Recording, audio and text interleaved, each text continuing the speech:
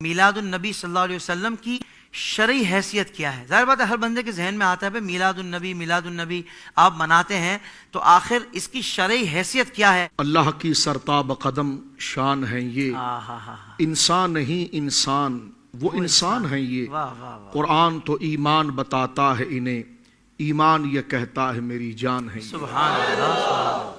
آپ کا یہ ارشاد فرمانا کہ میلاد النبی صلی اللہ علیہ وسلم کی شرعی حیثیت کیا ہے، تو دیکھیے یہ اس کی تعریف اور اس کی شرعی حیثیت میں کچھ توضیح ہے، کچھ اس کی وضاحت ہے، وہ اس انداز میں ہے۔ ایک اس کا شرعی حکم کیا ہے اور خود میلاد النبی صلی اللہ علیہ وسلم شرعی نقطہ نظر سے اس کی تعریف کیا بنتی ہے۔ جی سب سے پہلے ناظرین اس بات پر غور کریں، دین کا اصل رسول قرآن مجید فرقان حمید ہے، تو اللہ رب العالمین جل وعلا نے اپنے اس کلام کو میں صرف نمازوں کا ذکر نہیں کیا، روزوں کا بھی کیا ہے، صرف عبادات کا نہیں کیا، احکام کا بھی کیا ہے، صرف عقائد کا نہیں کیا، فضائل کا بھی کیا ہے۔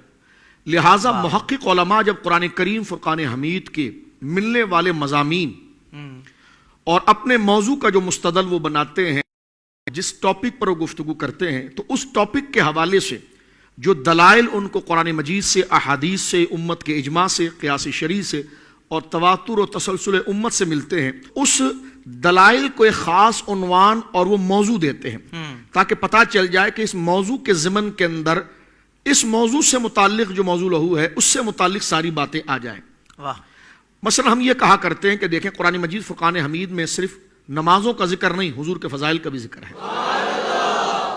صحابہ کرام کے فضائل کا بھی ذکر ہے، اولیاء کرام کے فضائل کا بھی ذکر ہے، حضرات اہل بیت اعظام کے فضائل کا بھی ذکر ہے۔ تو لہٰذا ہمارے عرف میں قرآن کریم فرقان حمید سے ملنے والے فضائل اور نظریات کو ایک خاص عرفی تعریف کے اندر شامل کر دیا جاتا ہے تاکہ تبادر ذہنی وہاں پر پہنچ جائے کہ اگر وہ عنوان ہے تو دیکھ کر بندہ سمجھ جائے اچھا قرآن کی یہ آیتیں اس میں پڑھی جائیں گی، اچھا یہ عنوان ہے تو تبادر ذہنی فوراً ذہن ادھر جائے، اچھا یہ حدیث پڑھی جائے گی۔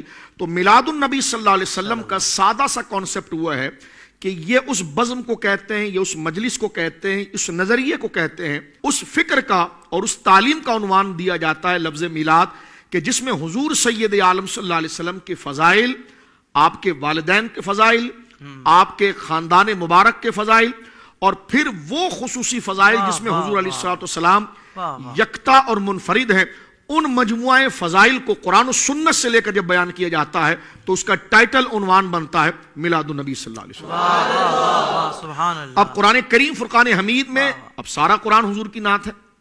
ایک بندے نے سوال کیا جی سارا قرآن حضور کی نعت کیسے ہو سکتا ہے؟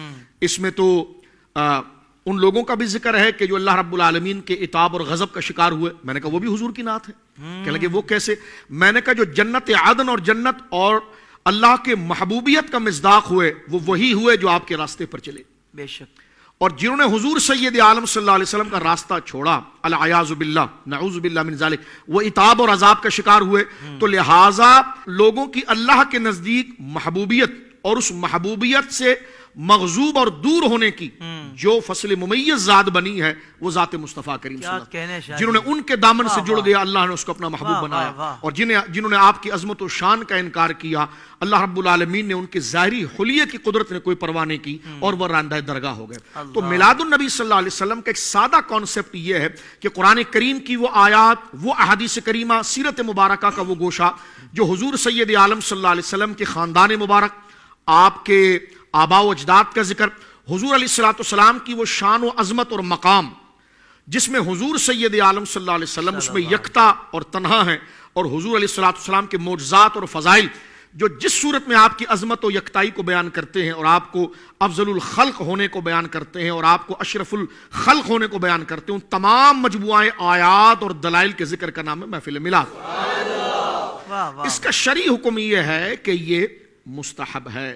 ظاہر سی بات ہے حضور علیہ السلام کے کا ذکر کرنے والا ثواب پائے گا، بے شک۔ ایک دوست ہم سے کہنے لگے ایک زمانے میں کہ میں نے جو ہے وہ قرآن کریم فرقان حمید میں نے پورا پڑھ لیا، مجھے میلاد کہیں نہیں ملا، میں نے احادیث پوری پڑھ لی، مجھے میلاد کہیں نہیں ملا، میں نے سیرت کی کتابیں پڑھ لی، میلاد کہیں نہیں ملا۔ میں نے کہا آپ کو پتا ہے میلاد کیا ہے؟ کہ لگے نہیں، تو میں نے کہا ڈھونڈ کیا رہے تھے؟ واہ واہ، پہلے یہ سمجھنا ضروری پہلے ہے۔ یہ تو سمجھیے جناب کہ میلاد ہے کیا۔ بہت اچھے شاعر، یہ جو آپ صف اول میں آ کر نعرہ لگا رہے ہیں کہ مجھے قرآن میں میلاد نہیں ملا، کیا کہنے ہیں۔ حدیث میں میلاد نہیں ملا، تو آپ یہ بتائیے میلاد کس کو کہتے ہیں؟ تو آپ پوچھئے نا امت سے کہ میلاد کس کو کہتے ہیں۔ کیا بات۔ اس پر اسلاف امت رضوان اللہ اجمعین کی ہزارہا کتاب امت، جن سے ان کے گنبد اور ان کے مزارات آج چمک رہے ہیں، ان کی تعلیمات سے ہزاروں کتابیں موجود ہیں۔ اور اس کا معنی یہ کہ سرکار دو عالم صلی اللہ علیہ وسلم کہ والدین اور قبائل کا ذکر اور خاندان کا ذکر اور حضور سید عالم کی شان کا ذکر اور خاص طور پر اس ساتھ کا ذکر کہ جس میں جناب سید عالم صلی اللہ علیہ وسلم کا ظہور اس عالم آب و گل اور اس عالم رنگ و بو کے اندر ہوا، کہ جس میں حضور سید عالم کی ولادت کے وقت آپ کی والدہ ماجدہ سیدہ آمنہ بنت وہب رضی اللہ تعالیٰ عنہا صحابہ کرام میں جو حضور سے براہ راست اس شب اور آپ کی میلاد اور آپ کی پیدائش کے وقت ظاہر ہونے والے وہ کرامات اور عجائبات کو جو صحیح سند کے ساتھ گویا کہ کتب احادیث میں درج کیا گیا صحابہ کرام کی، تو گویا کہ اس کا نام میلاد ہے۔ اب میلاد نام ہوا حضور کے فضائل کا، تو یہ قرآن میں نہیں ہے؟ کہنے لگا ہے، میں نے کہا یہی تو میلاد ہے۔ یہ حدیث میں نہیں، میں نے کہا یہی تو میلاد ہے، سیرت میں یہی تو میلاد ہے۔ اچھا، اب میں ایک آخری بات اپنی ختم کرتا ہوں۔ ایک دوست میرے پاس سیرت کی کتاب لے کر آئے، انہوں نے کہا جی اس میں میلاد کہاں لکھا ہوا ہے؟ اس میں تو لکھا ہوا ہے کہ، تو میں نے کہا آپ ذرا بتائیے۔ تو انہوں نے کہا کہ دیکھیے یہ اس میں میلاد النبی کا ذکر کہاں پر ہے؟ یہ تو غزوات کا ذکر شروع ہو گیا، سرکار علیہ الصلوۃ والسلام کی مکی زندگی کا شروع ہو گیا۔ تو میں نے کہا یہ ابتدائی 100 صفحے جو آپ نے پن اپ کیے ہوئے ہیں اور بند کیے ہوئے، یہ کیوں کیے ہوئے ہیں؟ اللہ، اس کو کھولنے کی مجھے اجازت ہے؟ کیونکہ جس پیج سے آپ کتاب کو شروع کر رہے ہیں وہ پیج نمبر 100 ہے، جبکہ کتاب پیج نمبر 1 سے شروع ہوتی ہے۔ تو میں نے کہا کیوں نہ ہم سیرت کی کتاب کو پیج نمبر 1 سے شروع کریں۔ تو جب پیج نمبر 1 سے شروع کیا تو وہاں لکھا تھا کہ حضور علیہ الصلوۃ والسلام سب سے اشرف خاندان میں تشریف لائے۔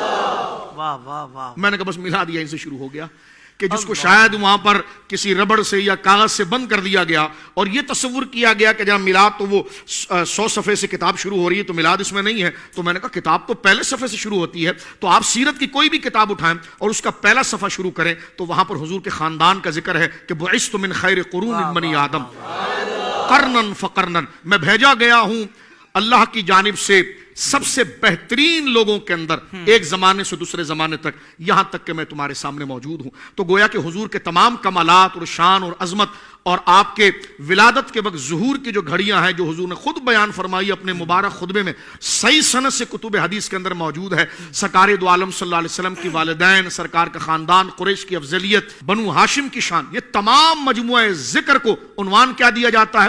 میلاد النبی صلی اللہ علیہ وسلم۔ اس لیے محدثین نے بھی جب اس ذکر کو چھیڑا تو امام ترمذی نے دیکھا کیا باب باندھا، باب ما جاء فی میلاد النبی صلی اللہ علیہ وسلم۔ تو یہ میلاد النبی صلی اللہ علیہ وسلم کا ایک سادہ کانسیپٹ ہے کہ جس کے پیچھے قرآن و حدیث کے اتنے دلائل ہیں کہ ایک نشست نہیں، اگر کئی نشستیں بھی ہوں گی تو وہ اس پر محیط نہیں ہو سکتی۔